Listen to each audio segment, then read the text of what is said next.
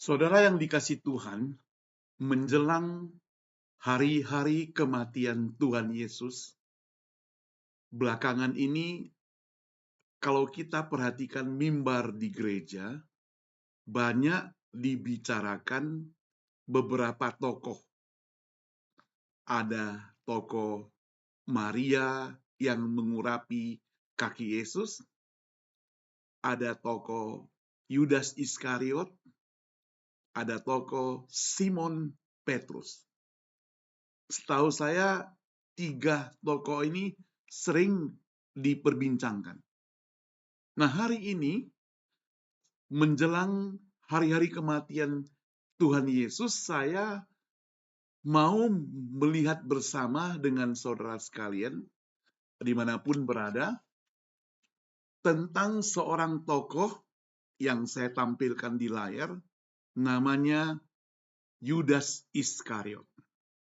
Mari saudara kita lihat Alkitab kita di dalam Lukas pasal 22, Lukas pasal 22, kita melihat ayat 3 dan ayat 4. 22 ayat 3 dan ayat 4. Bagian yang sama juga tertulis di Matius 26 ayat 14 sampai 16 atau Markus 14 ayat 10 sampai 11. Kita lihat yang di Lukas. Saya bacakan buat saudara. Maka masuklah iblis ke dalam Yudas yang bernama Iskariot, seorang dari ke-12 murid itu. Lalu pergilah Yudas kepada imam-imam kepala dan kepala pengawal bait Allah dan berunding dengan mereka, bagaimana ia dapat menyerahkan Yesus kepada mereka. Mereka sangat gembira, ayat kelima, dan bermufakat untuk memberikan sejumlah uang kepadanya. Ia menyetujuinya, dan mulai dari waktu itu, ia mencari kesempatan yang baik untuk menyerahkan Yesus kepada mereka tanpa setahu orang banyak. Mari kita berdoa. Bapa di surga, terima kasih untuk kesempatan kami boleh merenungkan firman-Mu. Pakailah waktu yang singkat ini supaya kami benar-benar mengerti, memaknai peristiwa Yudas menjual Yesus. Yudas mengkhianati Yesus. Di dalam nama Tuhan Yesus kami berdoa. Amin. Kalau di bagian lain, saudara, dicatat sejumlah harga yang diterima oleh Yudas, yaitu 30 keping perak. Saudara, kita akan melihat lebih jelas tentang Yudas Iskariot, pengkhianatannya terhadap Yesus. Saya berikan tema yang barangkali mewakili Yudas, penyesalan tanpa pertobatan. Penyesalan tanpa pertobatan. Jadi Yudas yang nama lengkapnya Yudas Iskariot mengkhianati Yesus, menjual Yesus dengan harga 30 keping perak. Dan kita akan lihat juga bagaimana aplikasi dalam kehidupan kita sehari-hari memaknai hidup atau kehidupan daripada Yudas Iskariot ini. Satu pertanyaan buat kita sekalian, saudara. Mengapa Yudas menjual Yesus? Mengapa, saudara? Yudas menjual Yesus. Saudara, Yudas Iskariot menjual Yesus kepada imam-imam kepala, sekali lagi dengan bayaran 30 keping perak. Ada beberapa alasan yang bisa kita identifikasi dari Alkitab dan interpretasi daripada para ahli mengapa Yudas menjual Yesus. Yang pertama, tentunya bukan karena bokeh, bukan karena dia kepepet uang, bukan karena pinjol juga, bukan. Bukan karena dia kalah judi lalu butuh uang cepat-cepat dia harus ambil uang sejumlah uang. Enggak, bukan demikian saudara. Tapi yang lebih mendekati adalah keserakaan. Jadi Yudas dikenal sebagai bendahara dalam kelompok Yesus. Tapi dalam Yohanes 12 ayat 6 itu mencatat Yudas sering mencuri uang yang ada di kas. Bagaimana kita bisa tahu identifikasinya, saudara? Pernah satu kali waktu Maria mau mengurapi Yesus dengan minyak narwastu, Yudas berkomentar negatif. Saudara, Maria mengurapi Yesus dengan minyak narwastu, minyak yang sangat mahal. Mau tahu harganya berapa, saudara? Harganya diperkirakan 300 dinar. Nah, 300 dinar itu seberapa besar? Zaman itu, saudara, upah kerja satu orang 1 dinar satu hari. Jadi kalau 300 dinar ditambah dengan liburan ataupun hari besar dan sebagainya, hari keagamaan, di pemerintahan dan sebagainya, maka 300 hari itu dianggaplah 1 tahun. Nah, kalau 1 tahun, seseorang punya gaji 300 dinar, saya mau bertanya, apakah dia ambil uang itu semuanya untuk beli minyak narwastu? Tidak, bukan. Karena minyak narwastu walaupun barang berharga, tapi bukan kebutuhan yang primer, bukan. Bukan kebutuhan yang paling penting. Tidak demikian. Itu sebabnya maka kalau kita lihat di sini, harus menunggu, saudara. Supaya seseorang itu punya simpanan 300 dinar yang berani dia beli minyak narwastu. Contohnya begini, kalau misalnya kita kerja setahun 300, potong perpuluhan, kemudian potong yang lainnya, kita ambillah 30 dinar. 1/10 dari 300 untuk kita simpan. Kalau rutin kita simpan, disiplin, taat kita simpan, maka 10 tahun kita dapat 300 dinar. Dan kalau mau beli barang itu, maka tunggu 10 tahun. Seberapa penting minyak narwastu? Saudara, minyak narwastu ini semacam minyak yang sangat dihargai oleh kaum wanita pada zaman itu. Karena mereka pakai untuk menyambut pengantin pria. Jadi para gadis, dia akan jadi satu kebanggaan kalau dia punya minyak narwastu yang dia kumpulin uang, beli.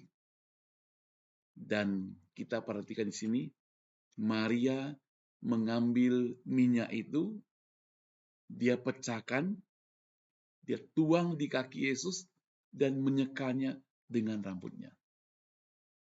Kira-kira apa artinya? Artinya bahwa Maria begitu mengasihi Yesus. Dan perbuatannya ini tentu akan mendapat pujian. Yesus sendiri memuji dia, saudara. Tapi ada seorang yang mencaci dia. Siapa itu?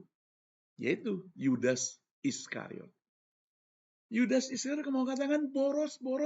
Jangan dipecahkan, boros sekali, sayang sekali. Pecahkan habis. Lebih baik uangnya itu dikumpulin, diserahkan kepada orang miskin.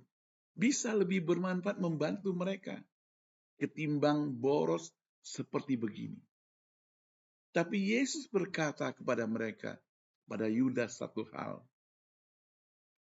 Dia katakan, orang miskin selalu ada padamu. Tetapi aku tidak selalu ada padamu. Artinya apa, saudara? Selama ada kesempatan untuk engkau lakukan sesuatu, jangan engkau tunda. Karena ini tidak bisa terulang lagi. Yang kedua, saudara. Yang pertama tadi dikatakan keserakaan. Yang kedua, diperkirakan Yudas itu kecewa kepada Yesus. Ada spekulasi bahwa Yudas kecewa karena dia punya harapan besar. Ekspektasinya kepada Yesus itu bahwa Yesus sebagai Mesias politik yang barangkali akan membebaskan orang Israel dari penjajahan Romawi, saudara. Tapi hal ini tidak dilakukan oleh Yesus. Bahkan ketika orang banyak mau jadikan Yesus sebagai raja, Yesus tidak mau demikian karena Yesus datang ke dunia ini bukan menjadi raja orang Yahudi yang di dunia ini.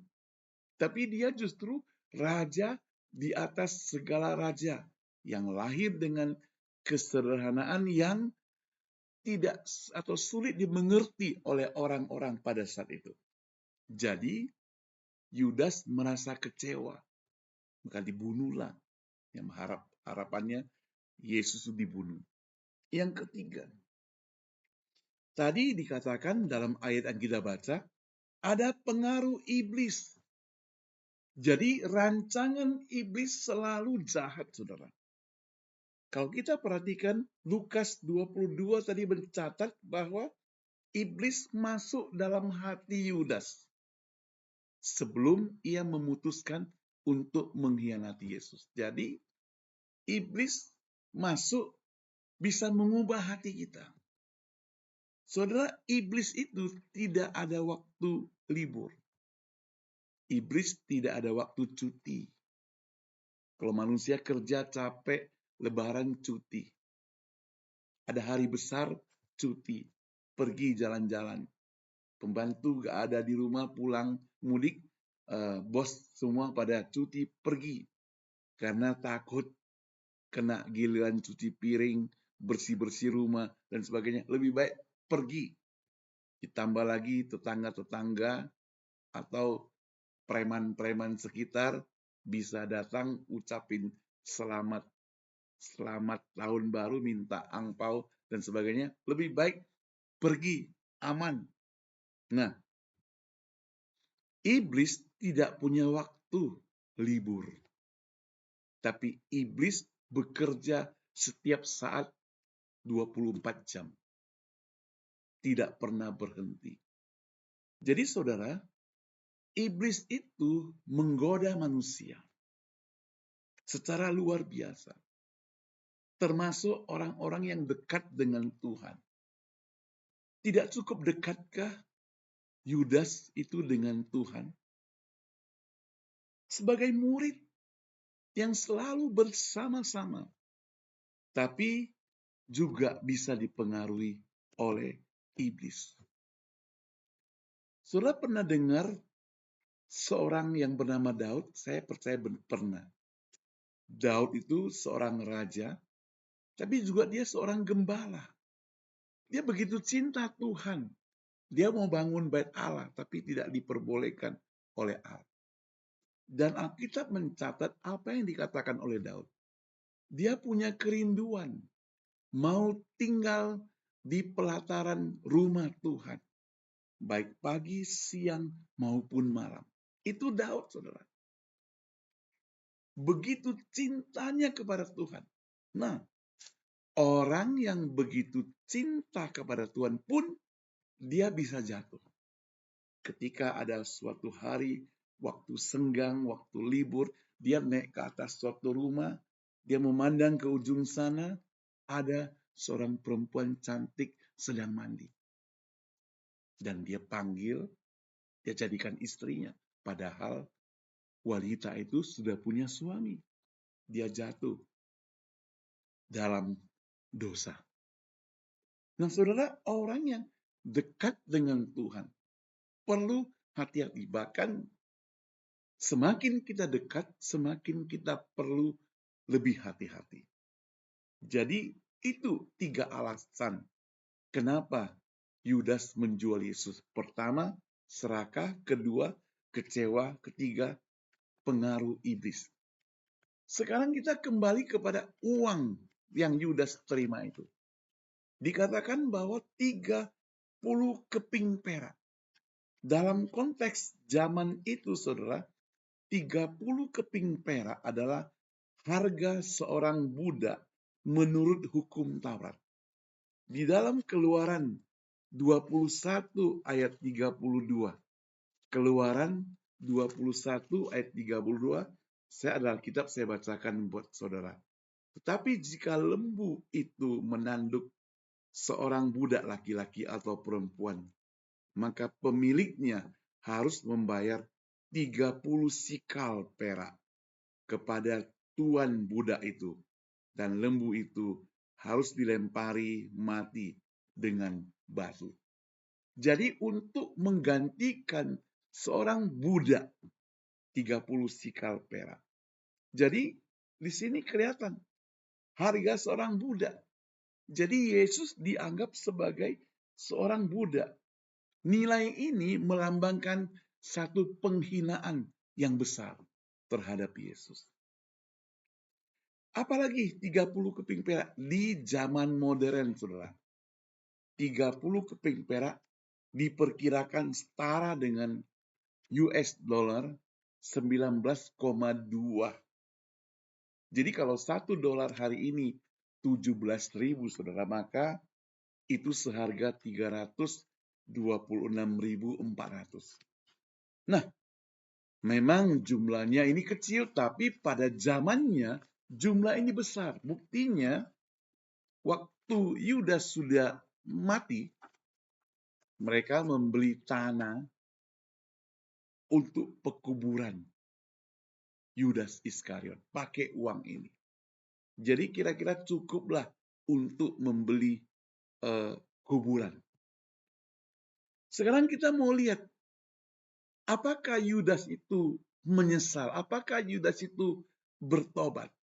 Bagaimana riwayat akhir dari seorang murid yang bernama Yudas Iskariot? Setelah dia melihat Yesus dijatuhi hukuman mati, Yudas menyesal atas tindakannya. Ia menyesali perbuatannya. Tapi saudara, biasanya penyesalan selalu datang terlambat. Tidak ada penyesalan yang lebih duluan. Selalu datang terlambat. Namun saudara, penyesalan itu oke, tapi harus disertai pertobatan. Masalahnya adalah Yudas menyesal, tapi tidak bertobat, saudara. Itu sebabnya, saudara, kita lihat dia menyesal, dia ambil uangnya, dia kembalikan.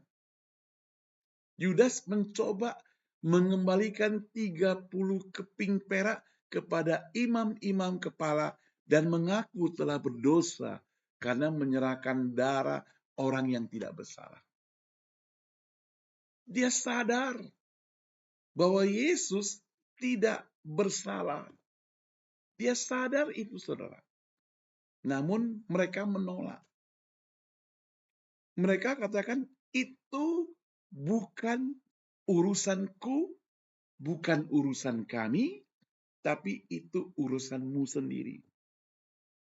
Saudara yang saya kasih Tuhan, tentu begitu tertemplak Yudas Iskariot mendengar hinaan, ejekan daripada para imam besar itu.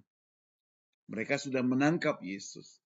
Mereka sudah menghukum Yesus. Sekarang Yudas menyesal, tapi mereka tidak mau terima penyesalannya.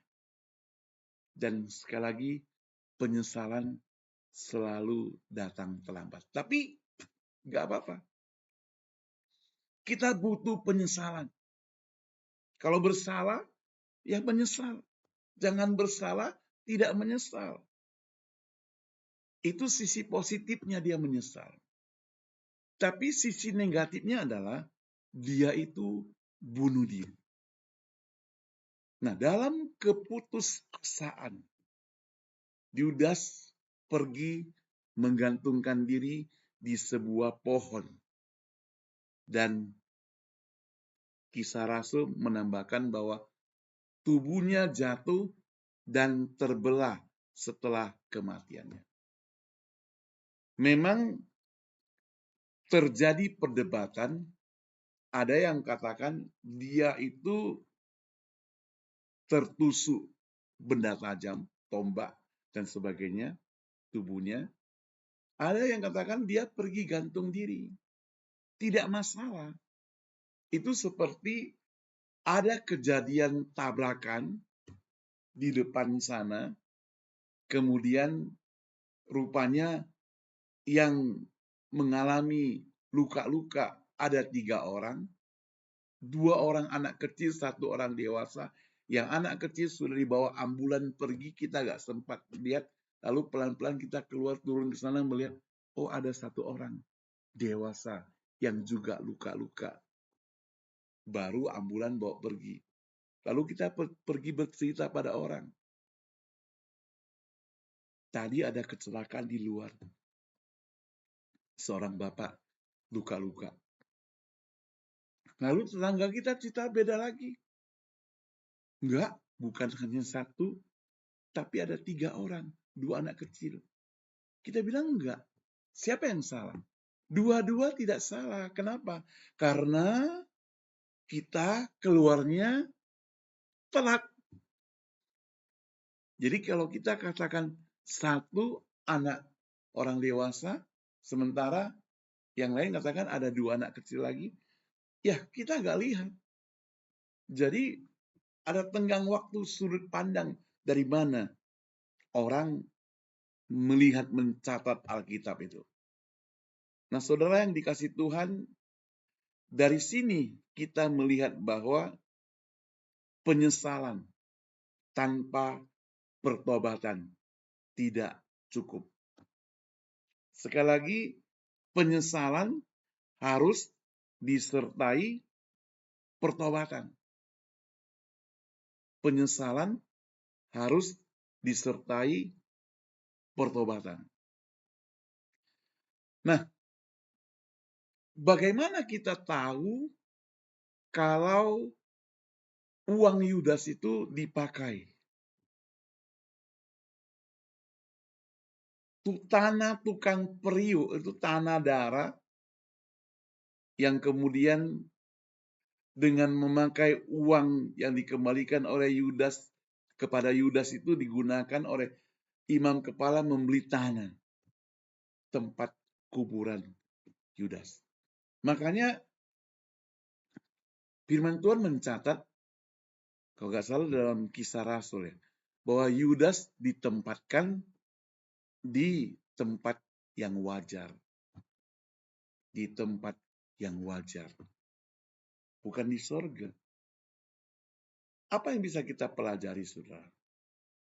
Dari kisah seorang tokoh yang bernama Yudas Iskariot ini, kita bisa pelajari bahwa penyesalan tanpa pertobatan tidak cukup. Penyesalan harus disertai dengan pertobatan. Dan pertobatan yang sejati. kepada Tuhan. Yudas memang merasa bersalah, tapi dia tidak berbalik kepada Tuhan. Dia bahkan pergi menghindari, menyendiri. Ini yang membawa kehancuran, membawa malapetaka. Sama dengan orang Kristen zaman sekarang. Kalau engkau mengalami masalah, kalau engkau ada persoalan, kalau engkau ditimpa kemalangan dan sebagainya, ada hal-hal yang terjadi dalam hidupmu, jangan coba-coba tinggalkan Tuhan. Jangan coba-coba mengambil keputusan sendiri. Mari cari orang yang bisa dipercaya. Datang untuk cerita. Datang untuk sama-sama berdoa. Ya memang orang yang sudah jatuh kadang tidak punya teman. Bangkrut dia, temannya pun pergi. Kalah judi, temannya pun pergi. Takut nanti pinjam uang pula nanti. Tapi ingat saudara, kita tidak boleh jauh dari persekutuan dengan Tuhan. Yang kedua itu kita sebagai orang percaya harus hati-hati terhadap keserakahan. Melihat uang, mata jadi hijau, kuning, biru. Uang itu penting nggak? Penting. Kalau nggak penting, ngapain orang kerja setengah mati cari uang? Tapi seberapa besar pentingnya uang itu tidak akan melebihi Yesus atau Tuhan yang lebih penting dalam hidup kita. Ketika kita serakah, apalagi mengambil yang bukan milik kita, itu akan merusak hubungan kita dengan Tuhan. Rasa bersalah dan merusak hubungan kita dengan sesama. Sebagai orang Kristen, kita dipanggil untuk hidup berintegritas, transparan, dan tidak boleh terikat pada uang ataupun materi. Jangan sedikit-sedikit harus materi. Tidak harus demikian. Ada banyak hal yang kadang-kala kita korbankan materi. Kadang kita harus berbagi. Kadang kita harus menolong. Jangan selalu ulurkan tangan. Tapi kadang-kadang kita perlu tumpangkan tangan kasih orang lain. Mana lebih banyak berkat?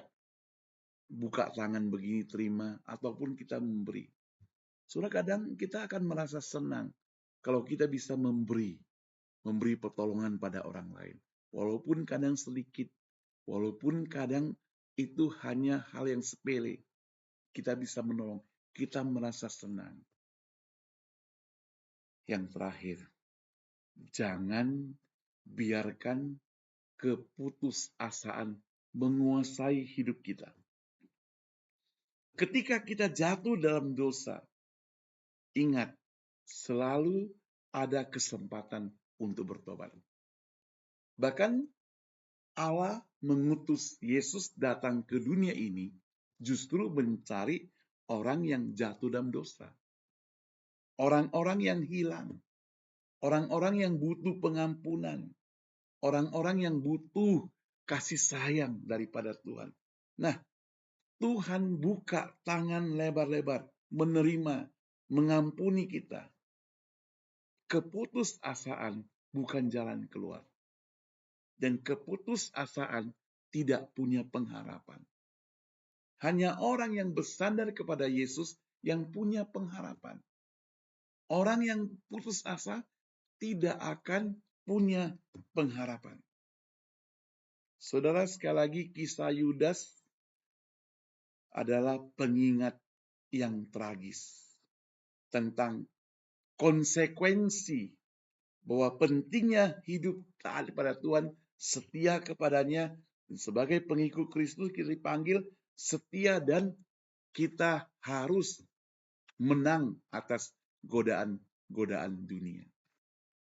Hidup setia itu berlangsung setiap saat. Tidak pernah berhenti juga. Mari saudara, ketika kita memperingati Jumat Agung, detik-detik di mana Yesus ditangkap, di mana Yesus disiksa. Dia dipukul, didera, diludahi, ditendang, ditusuk, dikasih mahkota duri, dipaku kaki dan tangannya, disalibkan. Pada saat seperti itu pun, Yesus yang sama diatakan, "Ya Bapa, ampunilah mereka, sebab mereka tidak tahu apa yang mereka perbuat." Bertobatlah selama ada kesempatan. Bahkan ada seorang penjahat yang sudah disalib pun bersama Yesus, dia bertobat hari itu. Dan pada saat itu juga Yesus katakan pada dia, "Engkau bersama-sama dengan aku di Taman Firdaus." Kesempatan masih ada. Kesempatan masih terbuka. Jadi jangan tunggu. Jangan kita take for granted. Kita pikir Tuhan pasti berikan aku kesempatan. Sekarang saya santai-santai dulu. Berleha-leha dulu. Tidak. Waktunya sekarang. Kita ambil keputusan. Ikut Tuhan selamanya. Lebih semangat lagi. Bertobat. Lebih giat lagi. Lebih cinta Tuhan.